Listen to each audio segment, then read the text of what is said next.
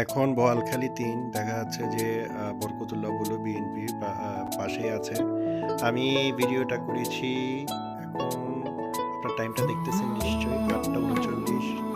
তো এখন ৮টা ৩৯ এবং ৮টা ৪২ হয়েছে। এর মধ্যে বিএনপি প্রাপ্ত ভোট ৮০৮, জামায়াত ৫,৪৪৪, ৫,৪৪৪, ঢাকা ১১ আসনে বিএনপির ভোট ৪০২, এনসিপি ৪৯০। আরও দেখা যাচ্ছে বিএনপি ময়মনসিংহ ৭ আসনে বিএনপি প্রাপ্ত ভোট ৭০৮। ভালোবাসবো বাসবো রে বন্ধু, তারপর আপনার অন্যান্য দেখা যাচ্ছে